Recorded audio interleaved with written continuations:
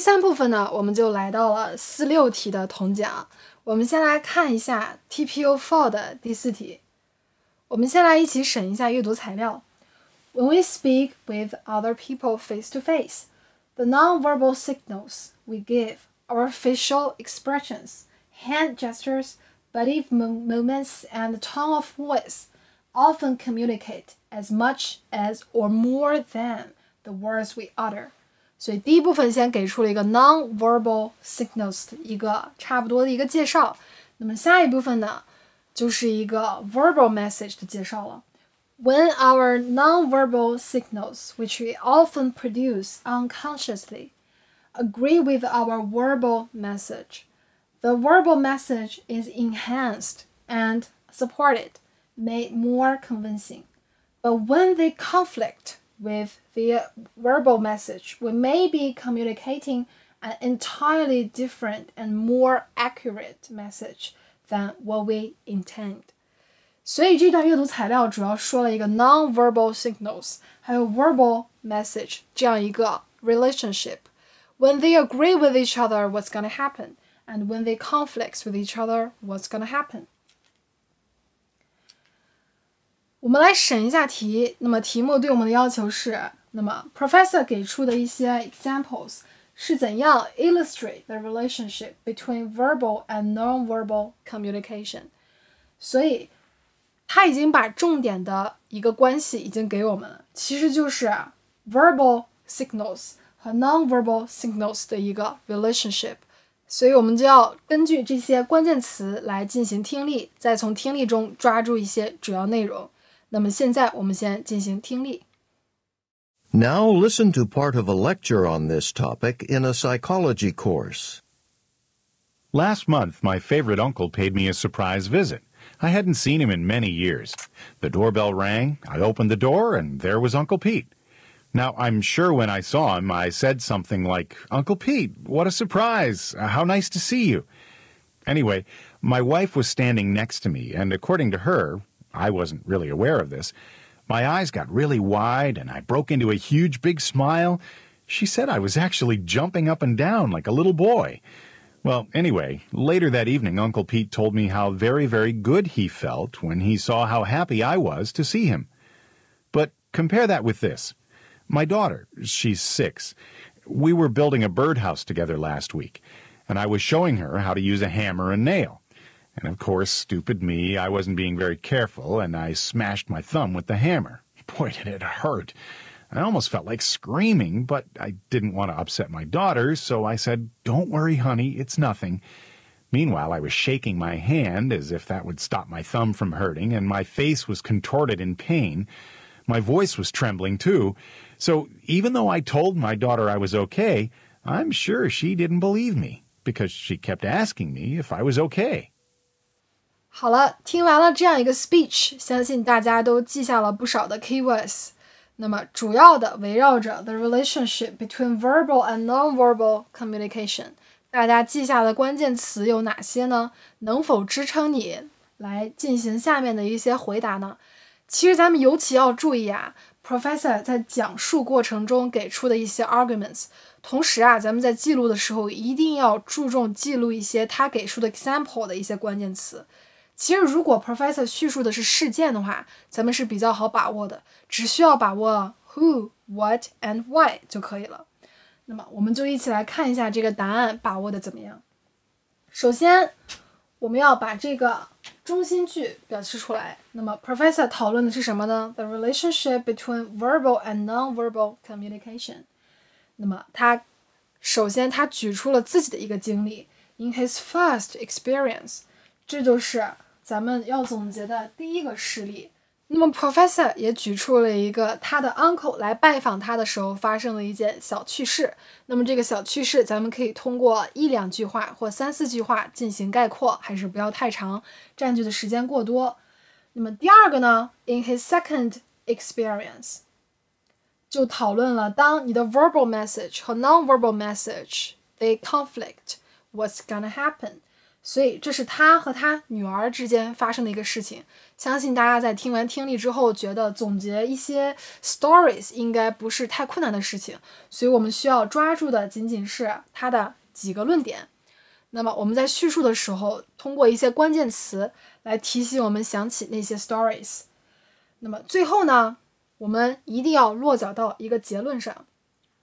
那么 because the professor's verbal message doesn't agree with his non-verbal message, the communication is totally different. 所以我们在叙述完这个事例之后，我们也要点出，第二个事例是，如果 verbal and non-verbal messages, if they conflict, what's going to happen? This is going to happen, right? Communication is totally different. 所以就呼应了咱们之前开始的一个论点。咱们在做这种题的时候啊，首先要抓住 reading 里面的一些关键词句，通过 reading 来理解他们在讨论的是什么。然后其次呢，咱们再根据这个 speech 里面的整体架构，比如说第一点啊，第二点，那么 professor 讲了一些什么故事，记下一些关键词，不要记整句，这样咱们在组织咱们答案的时候就会更加流畅，而不会阻碍到咱们的思考了。我们来看一下第5套题的第4题。同样的，我们也要先阅读一段材料。Advertisers in the past have used radio and television in an attempt to provide information about their products to large general audience. 所以以前呢，咱们的广告都是针对所有的群体的。It was once thought that the best way to sell a product was to advertise it to as many people as possible. 所以以前的广告理念，咱们从这段 reading 里面可以看到是越多越好，对不对？ However, 话锋一转，现在的情况变了，我们就需要注意一些这样的关键词。More recent trends in advertising have turned toward target marketing. 一看这样一个专业术语，咱们就要提醒到这块应该在讨论这个了，所以咱们就需要把这个词一下Sound your alarm, right? Target marketing 就开始解释了 is a strategy. 又抓住一个关键词 What is it? It is a strategy, right? When we give the definition, we will definitely use this word. Of advertising to smaller, very specific audience. 所以说 target marketing 是什么？是针对小众的这样一个 marketing, 一个营销。Audience that have been determined to have the greatest need or desire for the product being marketed. 所以是针对特定群体的。Target marketing has proved to be very effective. 那么它是什么？解释清楚了。然后它有什么特点呢？非常的有效。Reaching potential customers. 它的作用是什么？咱们在这个 reading 里面了解到了，以前是怎样 marketing， 现在是怎样 market。 现在使用的一个 market 手段是 target marketing， 它是什么？而它的优点是什么？这样一些词，比如说 strategy， 比如说 effective， 是咱们都应当注意到的一些关键词。然后咱们来审一下题，看一下题目对咱们的要求。Using the professor's examples, explain the advertising technique of target marketing. 这个我们就注意到了，这个老师主要是讲的什么呀？ Advertising technique， 那么营销的方法，那么宣传的方法究竟是什么？那么我们就要从听力当中来探寻了。那么现在我们就来听一下听力。Now listen to part of a lecture on this topic in a marketing class. Nowadays, something you notice more and more is television commercials that are made specifically for certain television programs. So, let's say a company wants to sell a telephone, a cell phone. Now, during TV shows that young people watch, shows with pop music or teen serials, they create a commercial that emphasizes how fun the phone is. The phone has bright colors, and they show kids having a good time with their friends. And, well, the company wants the kids watching TV at this time to want to buy this phone that's made especially for them. But the same company will make a different commercial to be shown during, say, a program about business or a business news show. Now, for this group of people, business people, the company will have to show how efficient their phone is, how it can handle all business easily, and maybe even save money. And here's the thing. It's basically the same phone. The company has just made two different commercials to appeal to different groups of people. 听完听力过后啊，相信大家都要对知识进行一个总结。咱们也要进行几步走。首先，第一步，咱们要给出这个 professor 讲的 target marketing 究竟是什么，它有什么特点。这个是一句话来进行总结的。那么第二个部分呢，就要给出 professor 讲课的主要内容了。第三部分就要进行一定的总结。我们来看一下这个答案。Target marketing is， 我们先给出它的 definition， a strategy。所以当我们看到这样一些定性的词的时候，我们一定要注意，并且尽量用原词。Advertising to smaller specific customers， 它是针对少众群体的。The professor uses a cell phone company as an example。所以就来总结 professor 举出的一个 example. If the company wants to sell phones to young people, it'll choose to put a TV commercial in the programs that young people like to watch, and in the commercial, the phone is shown to be cool and has a bright color. 所以这就是针对 young people 做出的一些改变。Also, 另外一点 in the commercial, kids are having a good time with their friends. If the company wants to appeal to, 那么吸引另外一部分人的时候该怎么做？ It'll put a different TV commercial in a business program. Besides, 这样一些逻辑词是不是经常出现呢？它们也是非常管用的。The commercial will show how the cell phone can handle all business efficiently and can save money. 那么最后一个结论 So is a company makes two different commercials to attract two specific groups of people. 所以最后一个结论就是 What is targeted marketing? 是针对不同的人群做出不同的 commercial advertisements. 这就是咱们的一个解释了。那么我们来看一下 TPO4 的第6题。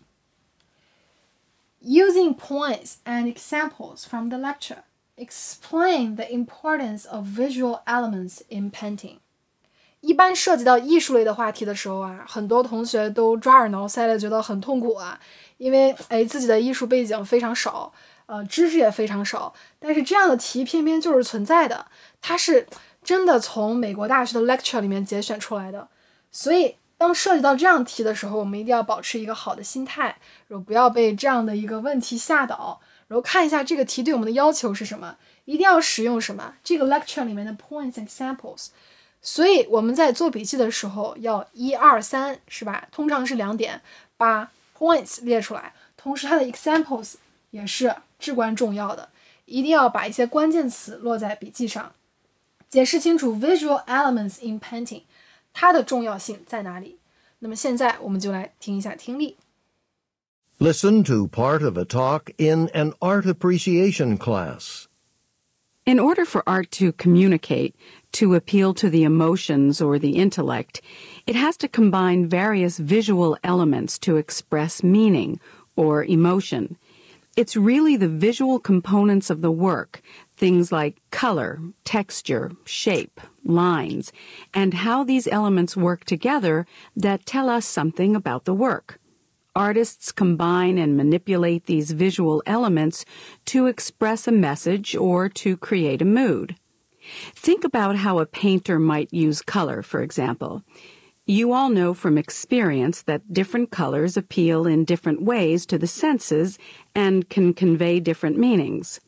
An artist chooses certain colors to evoke a particular mood and make powerful statements. The color red, for example, is a strong color and can conjure up strong emotions, such as extreme joy or excitement or even anger. Blue, on the other hand, is considered a cool color. Blue colors tend to have a calming effect on viewers. Another visual element important to art is texture.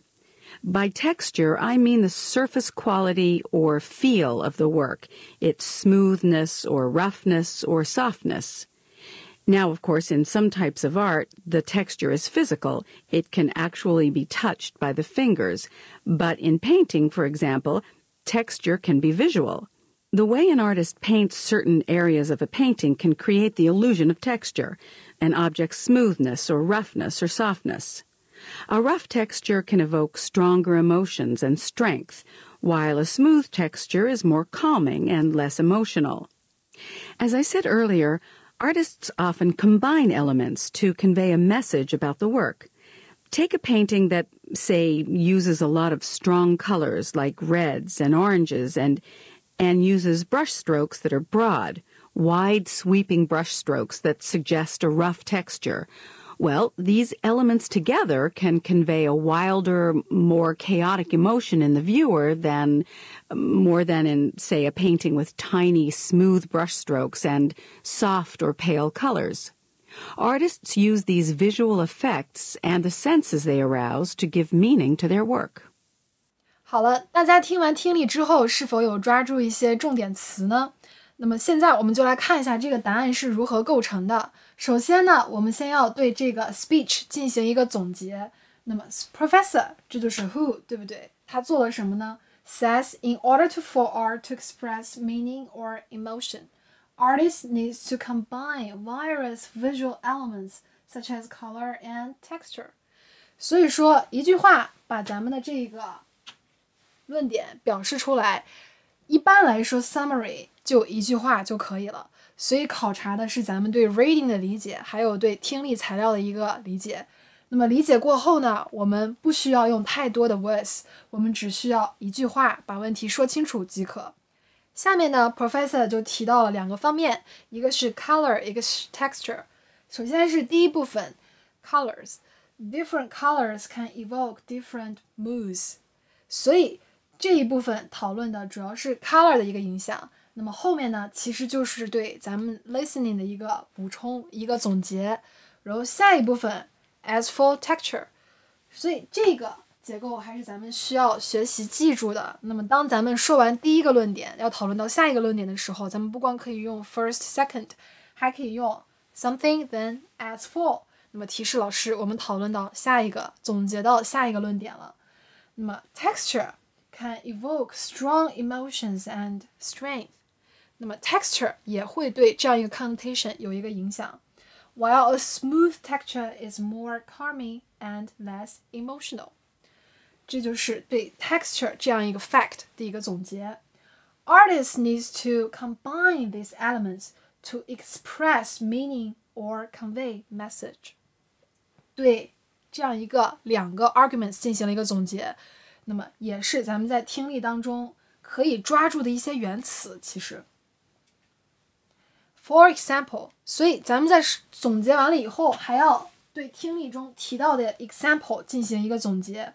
那么这个对咱们多数考生来说都是较为容易的，而如何组织咱们这个答案的架构是比较困难的。我建议大家呢，在听听力的时候呢，把主要的观点写在最上面，然后1、2每一点列的时候留下足够的空白，这样写完一些关键词之后，你最好写一个 E 点一个冒号，说明我这块要举例说明了，然后再落下一部分的 keywords， 这样你的答案在提示你在作答的时候就会非常清晰明朗了。那么最后呢，他也提到了 convey a wider and more chaotic information to if you combine these two factors。 所以这就是这样一个题。那么当我们碰到同样题型，咱们再来看一下 TPU5 第6题的时候，我们可以感受到啊，这样同样的一个模式在 TPU5 第6题也同样应用到了。那么我们先来审一下题。Using points and examples from the talk, explain the two types of motivation。 我们可以看到，我们要解释的最关键的就是两种 motivation 究竟是什么。而且咱们审题中啊，也提示到咱们不光要解释，还要指出它的 examples。所以这些题呢，它是不需要咱们去进行独立思考的，而需要咱们具备这种 summary 的能力。我们呢，先听一下听力材料，然后从听力材料中抓出一些关键词，组织我们的答案，再对比我提出的这个答案，咱们看一下哪一个答案会比较好一点。那么现在我们先听听力。Now listen to part of a lecture in a psychology class. Why do we do the things we do? What drives us to participate in certain activities, to buy a certain car, or even to choose a certain career? In other words, what motivates us to do what we do? Well, in studies of motivation, psychologists distinguish between two very different types. Our reasons for doing something, our motivations, can be extrinsic. In other words, based on some kind of external reward, like praise or money. Or they can be intrinsic, meaning we engage in the activity because it pleases us internally. Both create strong forces that lead us to behave in certain ways. However, intrinsic motivation is generally considered to be more long-lasting than the other. As I said, extrinsic motivation is external. It's the desire to behave in a certain way in order to obtain some kind of external reward. A child, for example, who regularly does small jobs around the house, does them not because she enjoys taking out the garbage or doing the dishes, but because she knows if she does these things, she'll be given a small amount of money for doing them. But how motivated would the child be to continue doing the work if her parents suddenly stopped giving her money for it? With intrinsic or internal motivation, we want to do something because we enjoy it or get a sense of accomplishment from it. Most people who are internally motivated get pleasure from the activity, so they just feel good about doing it. For example, I go to the gym several times a week. I don't go because I'm training for a marathon or anything. I just enjoy it. I have more energy after I exercise, and I know it's good for my health, so it makes me feel good about myself. And that's what's kept me going there for the past 5 years. 好，我们现在来看一下这个答案究竟好在哪里，我们应该如何学习这个答案的逻辑结构和整个架构呢？我们来看一下。In the lecture, the professor talks about two types of motivation. 然后把这两种 motivation 写出来，然后再逐一的进行解释。Extrinsic motivation is external， 它是外向性的。那么后面呢就进行了这样一个解释。A person with extrinsic motivation performs a behavior in order to get an external reward。他们是为了外在的这样一个认可而做的。那么后面呢，我们就应该按照题目的要求，把 professor 举出的例子进行总结。For example, a child， 然后后面就是对这个例子的一个总结了。那么第二点呢，我们就要对 professor 讲的第二个特性进行总结。Intrinsic motivation, what is it? So, if people with this, they would do something out of pure pleasure. 他们是完全出于自己的喜好而做事的。They do something because they enjoy doing it.Or they get a sense of accomplishment from it. For example, 又举了一个例子 The professor goes to the gym several times a week. She's not going there for marathon training or anything else. She goes there because after some exercise, she feels good about herself. 所以这就是这个 intrinsic motivation 的一个特点。我们除了要解释这两个专有名词，解释的时候用一些 professor 用过的一些解释的句子，我们还要把这个 example 按照咱们的一些 keywords 的提示，一定要把这个叙述出来。其实这个事件呀，咱们只需要一些 keywords 就可以完全带出来，引入咱们在听 listening 的时候的一些记忆了。所以这样就是一个回答第6题的一个套路。首先我们听力的时候一定要注意划分好每一个笔记的结构，比如说第一点、第二点一定要分隔开，然后 example 你可以用一个大 E 来代替，那么记下一些 keywords。 我是不建议大家记整句的，其实整句对咱们提示自己来进行回答不是特别有帮助。首先第一点呢，它耗时过多；第二点呢，它其实挺影响咱们在作答时候的思路的；咱们会不停的想去看咱们的笔记，所以一些 keywords 就足够了。那么最后我们进行一个总结，那这个答案就非常完整了。好了，这就是这一章的主要内容，我们下次再见。